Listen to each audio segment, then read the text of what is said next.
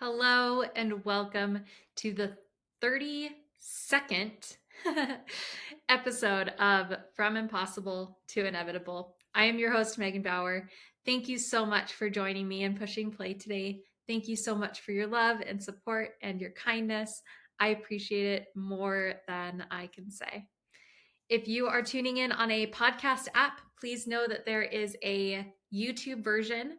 There's a link to it in the show notes of every episode. If you would like to watch instead of listen, you may do that. So today I have a simple yet kind of profound tip for life. This is something that really, at the heart of it, is so simple, yet it has definitely impacted my day to day life.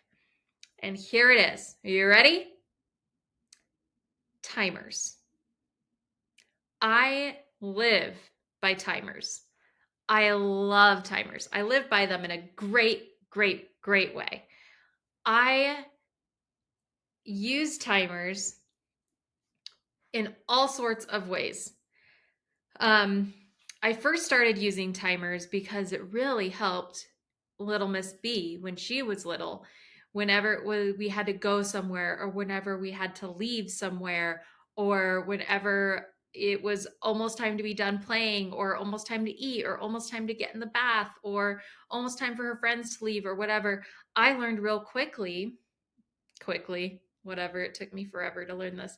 I learned somehow, by the grace of God, that if I just gave her even 5 minutes and set a timer, the transition from one thing to the next thing happened so much smoother. She knew it was coming. It wasn't this abrupt, okay, it's time to go. Okay, it's time to pick up. It was this, I know it's coming. It's almost here. And she could just mentally, maybe emotionally prepare for the transition. And if I don't, even though she is now 9, if I don't use a timer, we still end up with a little fight. And I have to take a step back and be like, okay, you have 5 minutes. And even though if I intended to leave right then, or I intended the transition right then, I have to kind of eat that because I didn't give her a warning. I didn't give her a timer. And it works the best when she can hear the timer go off, because then she doesn't feel like I've just made things up. Sometimes when we're at friends' houses or whatever, and it's like, okay, we're leaving in 5 minutes, she's not around to hear a timer. But it always works the best when she can hear that timer go off, and then she knows it's time for the transition.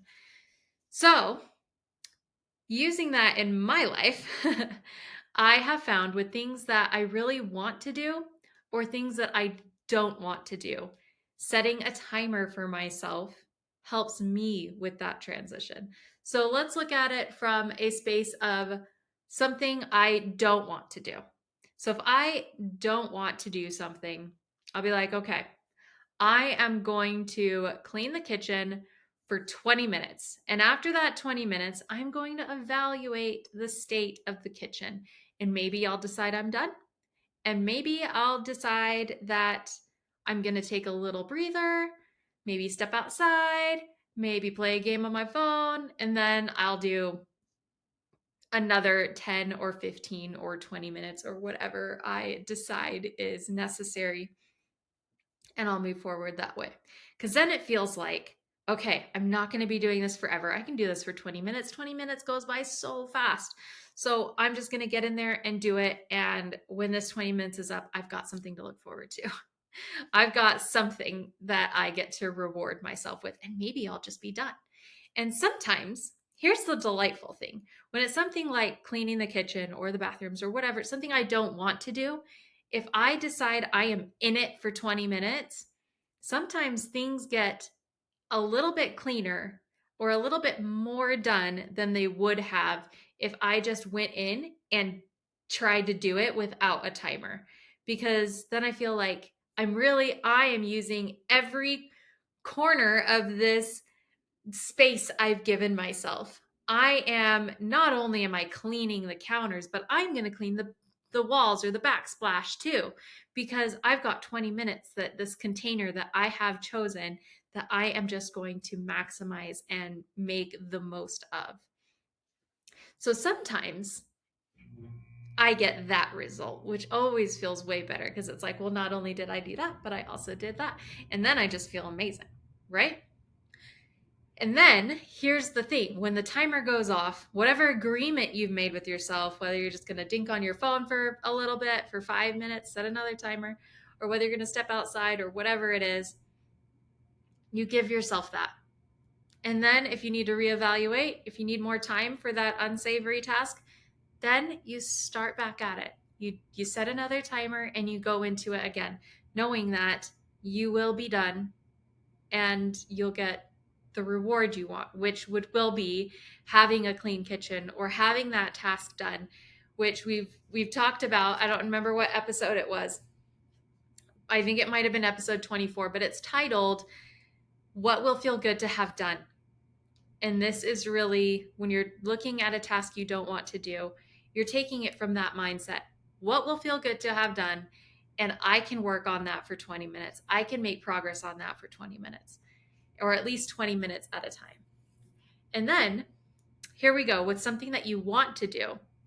These are typically things that you could do all day, maybe. But you also have other things you have to do. You have other responsibilities.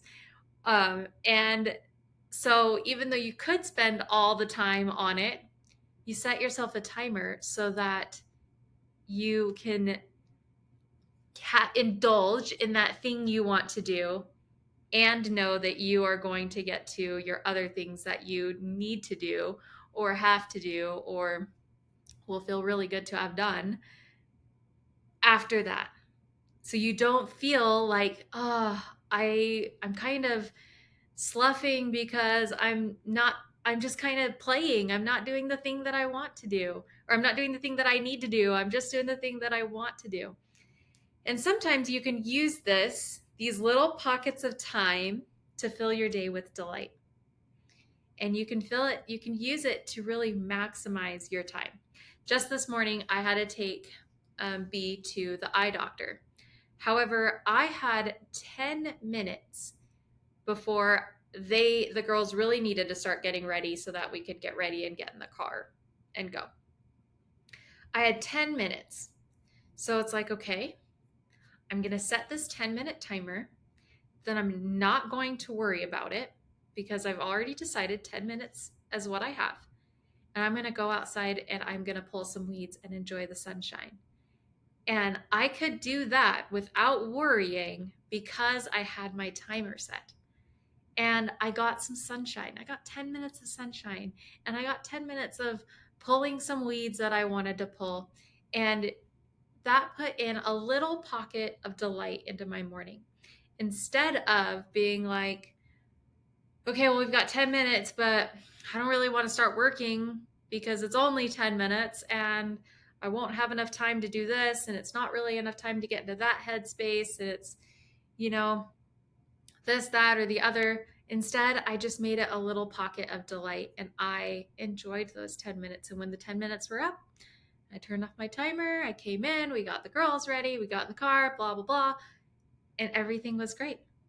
But I got those 10 minutes of beautiful charge time that if I didn't have a timer, I wouldn't have felt comfortable taking because I knew that the girls had to get ready and we had to get in the car and we had to go and we had all these things, all these pressure things. The timer creates a bit of a bubble of you don't have to worry about the pressure because it's all under control. It's just 10 minutes. We've got these 10 minutes and you can enjoy these 10 minutes. And then on the flip side, when it's something that you don't want to do, you say it's only 10 minutes. I can do this for 10 minutes. And then it'll feel so much better once it's done. And then maybe after that, I can set a 10-minute timer. I can go outside and enjoy those 10 minutes. Timers are amazing. It's one of my favorite features on my watch. Definitely a favorite feature on my phone. The Alexa timers are fantastic. We set those all the time. Okay, you have 10 more minutes on the iPad, or you have 10 minutes until bedtime, or whatever it is. Setting those timers have been huge for the kids, and they're huge for me as an adult. So I would encourage you to this coming week, try setting a timer for something that you don't want to do. And even if your task is done or isn't done, give yourself a little bit of reward time and appreciate the time you've put in, and then maybe go right back into it after you've given yourself a little reward. And then set a timer for something that you just want to do, even though you have external pressures or other things that you need to tend to. Like, I really just want to stand outside for 10 minutes, even though I need to clean the kitchen, or even though we're going to be leaving soon. I've got this time. I've decided that I have plenty of time if I take this, and it will be okay. It will be okay. I am habitually early, so being aware of time in the space of timers is big for me. And so if you have kind of a weird relationship with time, this is something that can hugely impact your life.